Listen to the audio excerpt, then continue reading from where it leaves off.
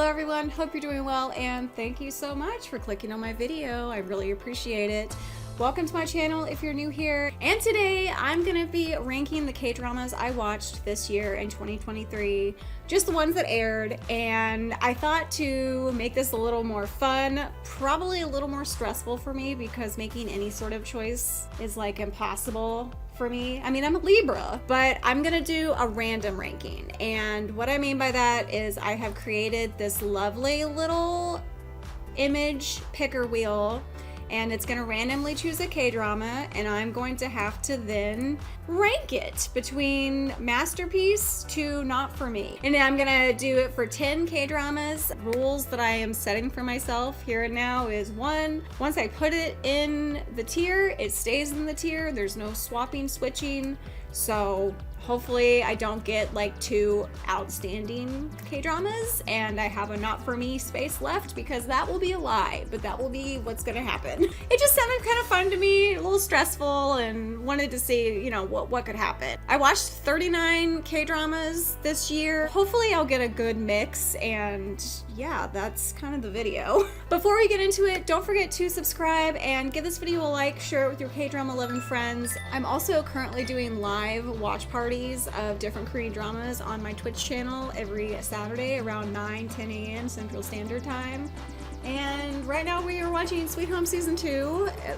So if you're seeing this before the next upcoming Saturday, would love for you to follow me there and join the community. We have a pretty interesting chat going on in regards to Sweet Home Season 2 and what everyone's thinking about it.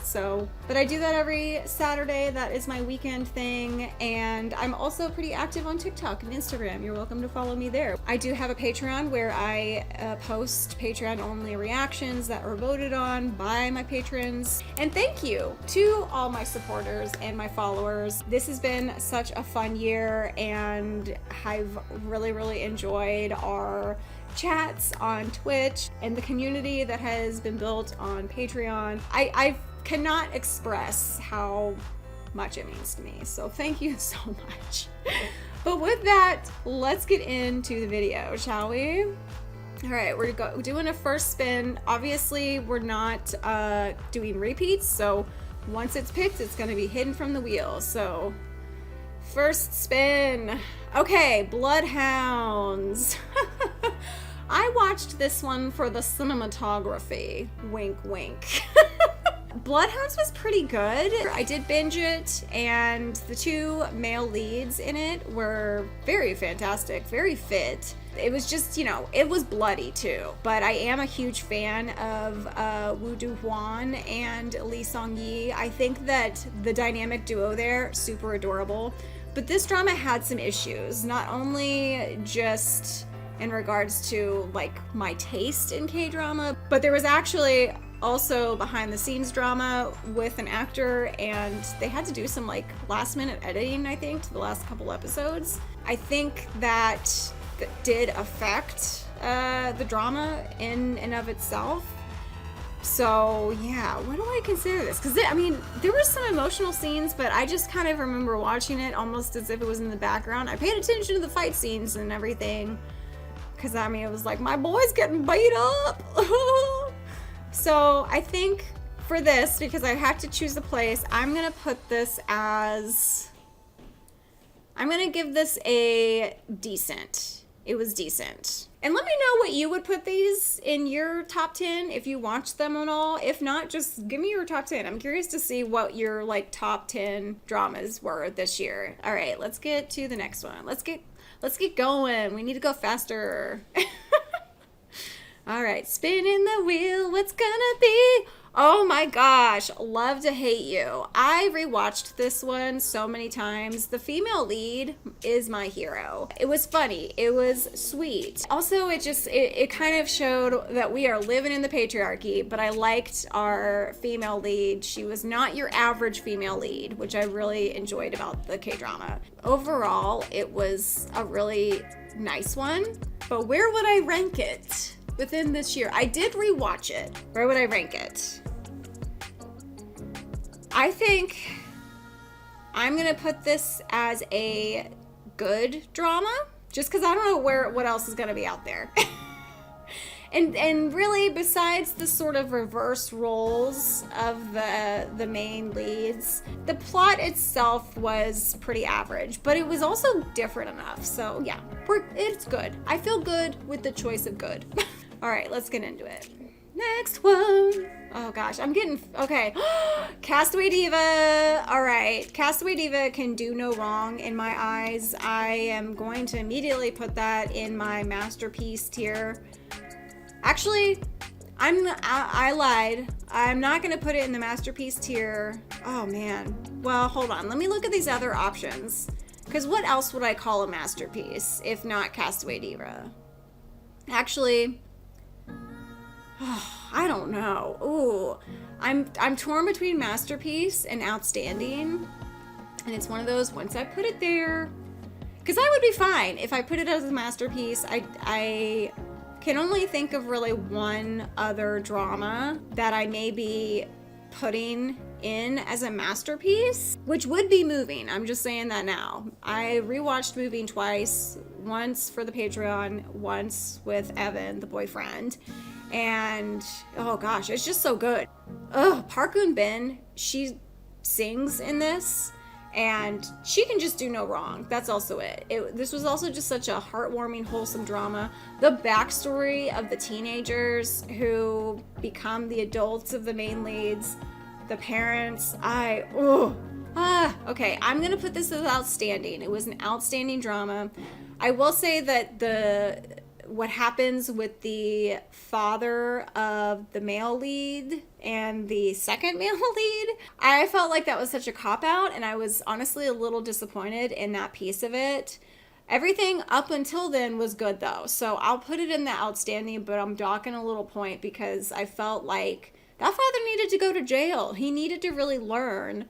But frankly, since he just seemed to have psychopathic tendencies, he might not have learned. And, you know, he took the easy way out, let me put it that way, which I do not condone.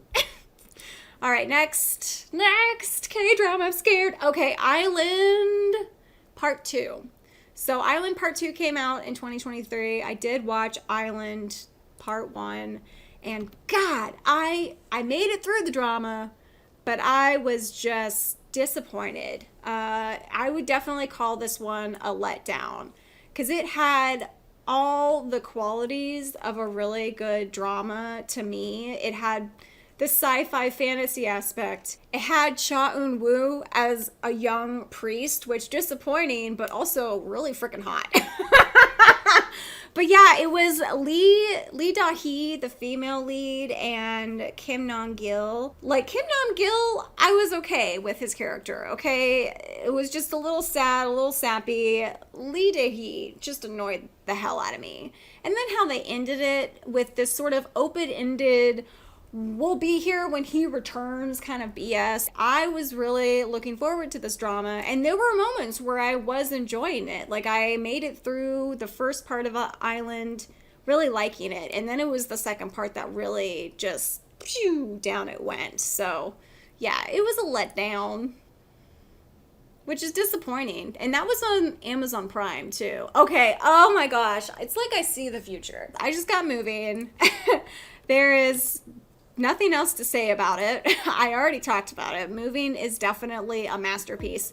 Also, it probably had one of the biggest budgets I heard about this year. I heard that it was like one of the most expensive K-dramas to make. It was 20 episodes, and I liked the order of the story. So we start off with the teenagers, and then we get the backstory of the parents, and then it kind of comes full circle. I like how they weave the story. Masterpiece. Moving. If you have not watched it, it is on Hulu. I highly recommend it. I have rewatched it twice. I will probably rewatch it again one day, but it takes some time to watch.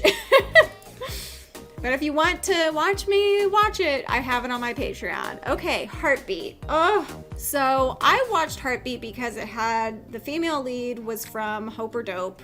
And then it also had Taecyeon, or Taecyeon, and he was a vampire. I mean, I am a sucker for a vampire anything. show movie. Even if it sucks, I feel like I have to give it a try. So I watched it, and it was definitely cute. It had its wholesome moments. In the tags for this, they give it like a cold female lead. I didn't really get cold from her. I just got independent. But I liked Won Ji-yeon's character, and it was an okay drama, okay? My first word that comes out of my mouth says okay. But good, decent is not the option here. So considering how I felt with the ending was meh. It was just meh, okay? So Heartbeat was a meh drama. Oh, god damn. Okay, Strong Girl Namsoon. I know immediately where I want to put this. This was, in my opinion, a dud. I would put it as a letdown, but letdown was already taken. It jumped the shark, and then it just went off the rails after that and just got kind of boring and preachy about like, we're gonna stop the drugs. Meh. The mother mostly. But I liked her sort of mama power, I'm so rich, Batman persona. Everybody was in love with the villain and how all that went down.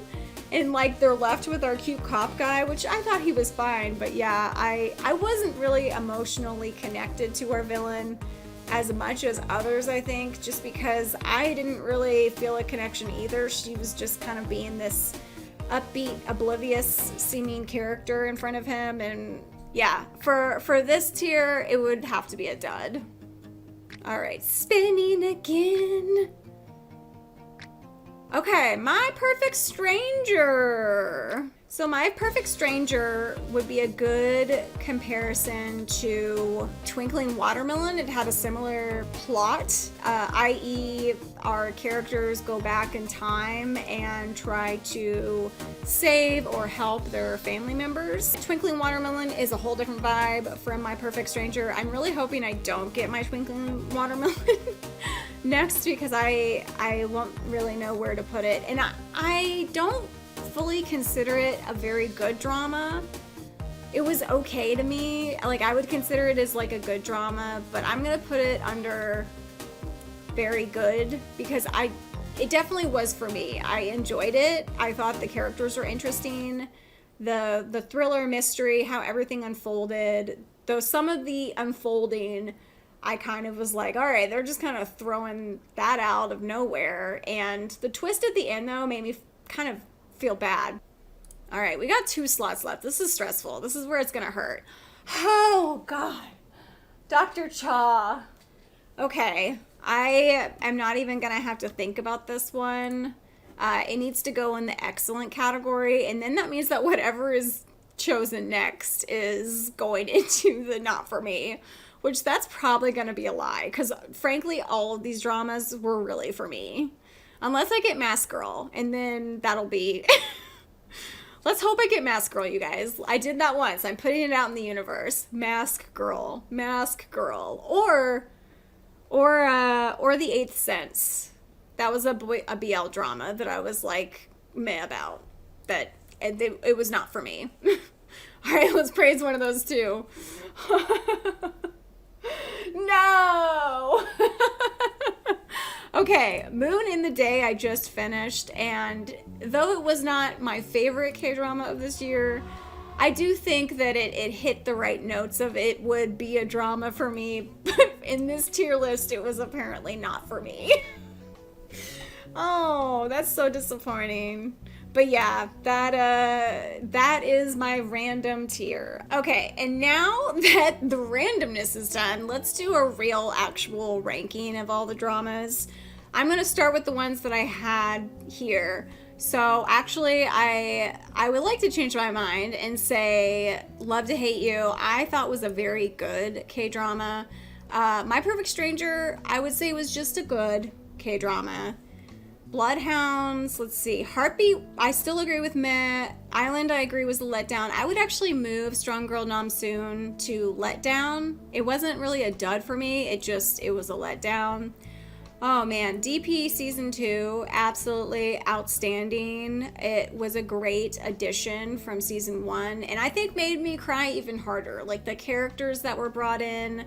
Moon in the Day, I would call a decent K-drama. I just finished it, and it had a good-ish happy ending. It definitely was the last K-drama I would watch in my list of K-dramas to watch during the week. And it took me a little bit to finally finish it. It was a little too ridiculous, a little too stupid. Actually, now that I think about it, I'm gonna put it in the meh category. Because in the grand scheme of things, it was meh. Okay, A Good Day to Be a Dog. I need to catch up, but I have been in love with it. It has been so cute. We just got a bunch of backstory. Do I consider it a good drama or a very good drama? That is my question. I know it's in like those two tier like zones. I think it's a good drama. The couple, so cute. The chemistry is there. The female lead is just exceptional. She was also in Celebrity, which I really liked, where is Celebrity? I'm just gonna go ahead and do that one. Celebrity, I thought was excellent. I kept calling it the female version of Itaewon Class. You know, this girl was a hustler. I liked the plot, the storyline. Oh my gosh, the boyfriend though, like the really rich boyfriend, could not relate. It was an excellent K-drama. Now, A Time Called You, we watched this one on Twitch, and basically I just was confused throughout almost the entire K-drama. The twist at the end, how everything was weaved together, it was different, but it was very confusing, and I wouldn't actually rewatch it. I thought that the actors did a really good job. This had Ahn Hyo-suk in it and Jin Yoo-bin. Jin Yoo-bin, she did a phenomenal job, and I think that what happened was Ahn Hyo-suk just could not keep up. I also feel like they didn't make his characters different enough from one another. They basically didn't really change his character up very much. They just made him extra sad, and they tried to make him look disheveled by giving him like longer hair, and he'd been in an accident, so he had like a limp and a cane and some facial hair, but he looked so weird that I couldn't take it seriously. Even though Jun Yoo-bin did an amazing job, her character, like, she knocked it out of the park. And I liked the back and forth, but yeah, like, I was getting really mixed up with the flashbacks and everything. So I definitely wouldn't rewatch it, but I will say that it is a decent drama. The relationship is very wholesome, cry-worthy, so romantic as hell, though. Sorry, my necklace is like just being... We're gonna remove this. Hold on. We're getting distracted. Behind Your Touch. Oh my gosh. This made me laugh so hard. This was one of the cutest dramas I watched, and the premise alone was hilarious. However, I do feel like our detective and male lead was a terrible detective. And things got very annoying at the end because basically any person that he said was the killer would kill, okay? And that included our second male lead, our female lead, who she was exceptional in her role. She did an excellent job of just touching tushies left and right. I like that she was also like, I'm dainty, you need to be kind to me, I need to go shopping. Like, I can't just work on command, you know, I need to feel like it. The dynamic between the male lead and female lead, they were really cute, but they were like besties. And she was also in love, or had a crush on the second male lead. And I don't know if he fully loved her. I think he did, just based off of what happens to him in the drama. Spoiler alert, he gets killed by our killer because our detective suspects him of being the killer. And it was just so stupid. But the second male lead's death was horrible. I was so upset with that. And with that, I wanted to docket some points. So I'm gonna say that it was a good drama. But with the bad detective work, I just was like, come on, man. Black Knight. So this was a like sci-fi dystopian future that had Kim Woo-bin in it. I thought he was very attractive and manly in it, but there wasn't a whole lot of substance to this K-drama. and it did feel a little disjointed to me. And then they like went on this whole plot story with one of the other younger characters, and I just was like, what is the point of all this? Like, where are we going? I feel terrible about this, but Black Knight just was not for me. It wasn't. Okay, Bora Deborah. So this was one of the melodramas that I watched this year, and it definitely had that melodrama feel, but I still really liked it. I actually thought it was a very good drama. Notice that it's 2 rom-coms. I thought that the female lead, one, I am a huge fan of hers. Any drama that she's in, I think it's gonna be a great one. Like, don't miss out. And then also the male lead that was in it, his character was very interesting. He was just a very quiet, shy kind of guy. He could not tell someone how he felt. It was just debilitating. And I felt his pain. And that character felt very real for me. And the chemistry between those two, not only when they started off with like the sort of love-hate, then we're friends, then seeing it build in the story. Really, really cute drama. That one I watched on Amazon Prime. It was really cute. Crash Course in Romance. Oh, gosh. That's where I am torn between calling it a very good and a good drama. I think I'm going to put it in the very good category as well. Another rom-com. I think the only thing that upset me about this drama was what happened to his assistant and his story arc. Because really, I felt really bad for him because he came from such like a crappy family background, and then with everything else that happened, he became a stalker, and I feel bad about that. He played a great villain, and I just hate how scary he was because he's also so attractive, and when he was being a nice seeming green flag guy, when it flipped, I was just devastated. Okay, Daily Dose of Sunshine. I cried so hard during this one. It is a tearjerker. I am going to give this an excellent, but it's going to hurt your soul. I don't see myself rewatching it, but I do recommend it to others who perhaps need a good excuse to cry. There are some very upsetting moments in this drama, and it takes kind of a turn that I was not expecting, but I kind of was here for the turn. I think that it was more real that way in regards to like mental health, and it's sort of educating the masses on mental health. I do think that it was an excellent drama. Park Bo-young, I watched it for her, and gosh darn, I think she did a great job, but my heart hurt for her. And my heart hurt for all the characters that were in the drama. I will just, spoiler alert, there are some very upsetting moments. There's a character you're going to get very attached to, and bad things are going to happen to them, and it's going to be what causes the spiral that then happens to our main character, Park Bo-young. She did a great job. It was just very upsetting, but also a very good drama. Destined with You. At the start of it, really loved it. When our boy drinks a love potion and then cannot control his emotions towards our girl, and he, just like the lying and then immediately telling her that he's lying, he was just so cringy. People were cringe, but I was here for the cringe. However, towards the end, there's like this stalker that gets really annoying, and the female lead's character just kind of gets annoying in general. But when they get together at the end, the love scenes, mwah, mwah, like it's wishy-washy with this drama. And because of that, I think I'm gonna put it in the decent category, because it's definitely not a meh, but compared to the other dramas I watched this year, it was like a good 6. June and June was a web drama that I watched this year. It was also a BL, and I'm just gonna say it was not for me. It wasn't the best story. Again, it was a web drama, so it was shorter. The actors I was not familiar with. I thought that they were cute and they did a decent job, but again, just not for me. Actually, we'll call it a dud. Maybe not for me. Dud. It was a dud. Yeah, and also like the scenarios were really weird and it's just disjointed. And the office work setting, none of it. It was just a dud. It was a dud. Okay, King the Land.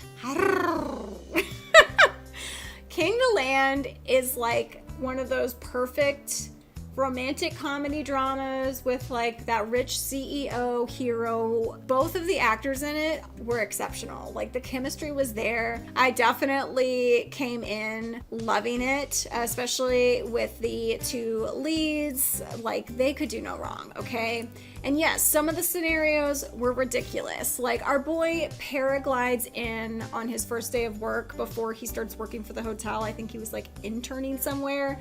So his introduction, ridiculous. And then there are other ridiculous scenes like him just bringing a helicopter to go save our girl and then leaping down, not to like bring her up, just to hang out with her. Like he just jumps down there.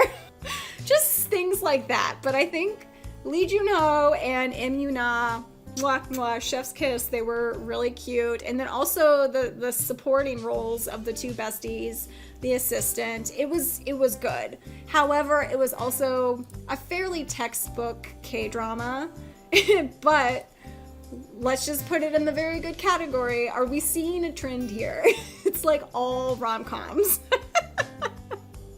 Okay, and Mask Girl. So that was on Netflix. That was what, 6 episodes? 8 episodes? Once we got to the end, it became sort of a generational traumatic K-drama. The ending was so horrific, and everything that led up to it, it was like one cluster after another for these poor characters. And though it was a very interesting K-drama and story, definitely different, I think I'm gonna call that one a not for me. I started watching this drama because it had Nana in it, which she plays one character in one time, and it's like there's 3 characters that are playing the same woman. It's interesting. Yeah, Mask Girl was not for me. My demon, Song Kong. Okay, I don't know exactly where to put this one just yet. I love the premise. I love the sci-fi fantasy aspect of it, like our boy playing a demon and his powers getting transferred to our girl, and just the holding hands, the constant touching, the smooches. Ooh, the smooches have been good. They've really taken me through the ringer though with stuff that's going down with the Song Kong. I think that the chemistry is there too. It's very funny. I like Song Kong's role in this one. It has been different. It's definitely a different role. I'm liking his character. I'm also liking the female lead. I don't know yet. I'm gonna call this a good drama. Just because I don't really know where it's going. I feel like I don't have a good read on it yet, but I know I'm really enjoying it, and right now I'm like, support Song Kong. All right, My Lovely Liar. I loved the twist of how our girl can hear lies. I wish I could as well. My life would be so much easier if I could. I hated the mother. I did not appreciate that she actually ended up forgiving her mother. Her mother would just come in and just trash her place of business, okay? What the hell? But then she helps her mom and dad get back together at the end. It's just like, I'm sorry, but sometimes just because they're family does not mean that they deserve to be forgiven. However, loved our male lead. He was so cute. Walking green flag. His whole storyline is so terrible, and only a green flag would honestly convince themselves that it is their fault. I think that the chemistry between him and our female lead was really good, but they were like a cute couple. I wouldn't say they were a sexy couple. I don't think they were meant to be a sexy couple. And they were also just kind of more down to earth. Yeah, Kim So-hyun is the main lead, and then it's Hwang Min-yeon. I'm sorry if I'm messing up his name. He is so cute, and I am a new fan of his for sure. But he was in Alchemy of Souls. I'm gonna put it in the decent category. It was a decent drama, you know? I'm glad I watched it. I think it's a good time. It's a good time. Okay, Our Blooming Youth. It was too slow going. Nothing really happened. It was very much like we're gonna solve this mystery, but we're gonna talk it out in this room with the Scooby-Doo gang. Not a lot of action. And then the ending, I'm gonna actually put Our Blooming Youth in the meh category. Revenant. Okay, Revenant, though, absolutely scary. I do not like to be scared. But the actors in this drama were top tier and outstanding. Revenant was an outstanding drama. See You in My 19th Life. That one, oh, I'm torn between calling it a letdown and calling it decent, but I think I'm going to give it the letdown category. Because, one, I was expecting more from our male lead. I feel like he was just sort of there for decoration. Our female lead, she acted the crap out of her role. I think she was a really great character. But there just was something between those two that just didn't work out. And then, yeah, I kind of lost interest in the drama. Also, just how it ends with her, or how it begins with her, and why she remembers her 19 lives. I'm sorry. Sweet Home Season 2. I don't have a good read on it, but I am going to put it in the good category already. Because, like, we've already got a season 3 coming. I know I'm going to watch it. We're going to stay tuned, but it's going in the good for now.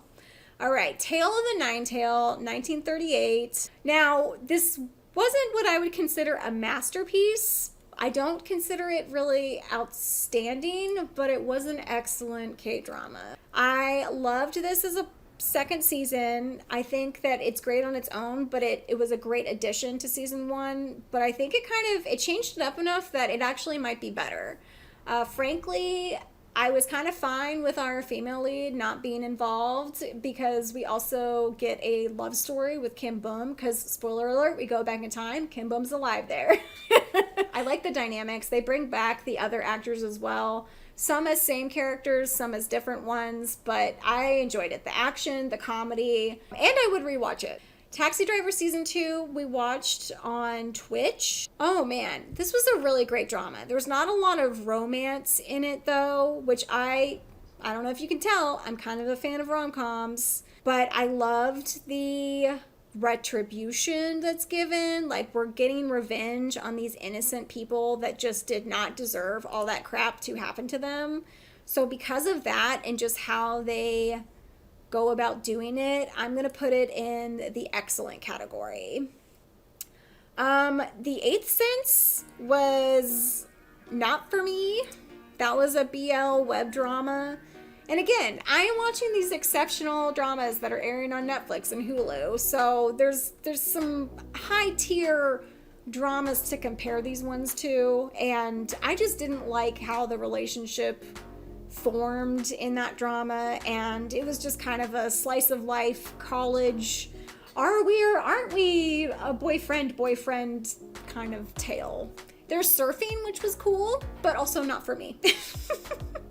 Okay, Good Bad Mother. Good Bad Mother, outstanding. I cried. I laughed.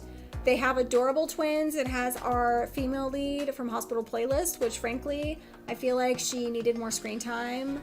But the male lead, who is playing the son of our Good Bad Mother, when everything goes down, he basically develops amnesia and he reverts back to his childlike self. And his mom basically gets to sort of re-raise him in the way that she wishes she could have, especially with how he ended up and how the relationship ended up. But then, they of course got to break our hearts with the mother and with the pigs. Like, there's like a pig farm involved, and these sweet pigs and animals in general, and just bad things happening to it. So it's like I gotta dock at some points for that, but it was still an outstanding K-drama. Like, it is heartfelt. It will make you laugh. It will make you cry, but it will make you cry acid tears, and for several episodes. And then happy tears, but also sad tears. There's just a lot of crying. Heavenly Idol, I'm putting in the decent category. I wanted to support the main lead, and it was okay. I think it was a little weird of a storyline premise, and it got a little disjointed, and I don't honestly remember how it ended. I know it was like a happy feeling ending. I think maybe they do get together. I think he stays in our world. I don't know, but a decent. We're putting it a decent. All right, and The Matchmakers. Oh my gosh. So this had Raoul in it, and I support him in everything he does. I'm calling this a very good drama. It's a historical romantic maybe supernatural K-drama.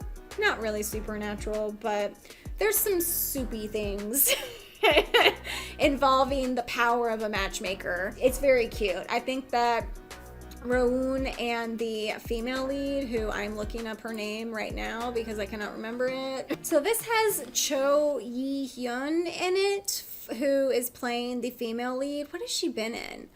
So she's been in All of Us Are Dead, which I vaguely remember her in, but I am not very aware of her. She's played like supporting roles in other dramas that I've watched her in, but this is like the first time I think I've seen her in a main lead role. And I like her practicalness, you know, she's a cute character. I like her support of Rowoon. I mean, but Rowoon is just adorable in this role. He's of course playing like a very cute, stubborn, smart, scholarly, historical character. I've really enjoyed it. It definitely is one that I have rewatched while waiting for new episodes to come out. And we're finally getting to the couples getting paired up and matched. But yeah, there's one episode left. It's airing soon, but I definitely recommend that one. I loved it so much. Same with The Secret Romantic Guest House. I'm putting that in the very good category. These are some less well-known actors to me. I think the female lead was the one that I know the most about. I've watched a few K-dramas that she's been in. I don't know why it always pops up into my head, but Meow, the Secret Boy.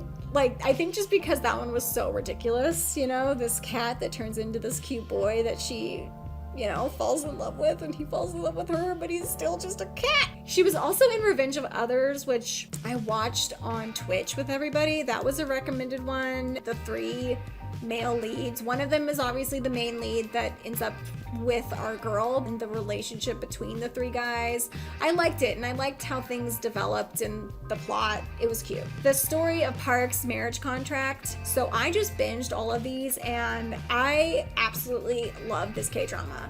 I cannot tell though if it's excellent, very good, or good. I'm a little torn at this point. We have a historical person coming into the future, and her character is really, really cute. I loved her in The Red Sleeve as well. I think for now, I'm gonna leave it in the good. It could flop at the end. We gotta wait. So I'm waiting. So it's in the middle right now. Uncanny Counterpunch, season 2, outstanding. And Twinkling Watermelon, do I consider it a masterpiece or outstanding? I think it would, you know what? I think it's excellent. I think it's excellent. And also, I forgot to move Castaway Diva. Castaway Diva is a masterpiece. But yeah, that is my actual tier ranking of the K-dramas I watched this year. Let me know if you watched any of these and what you thought of them down below. Thank you for staying until the end to hear my goodbyes. I hope you stay safe out there, and I'll see you in the next video. Bye!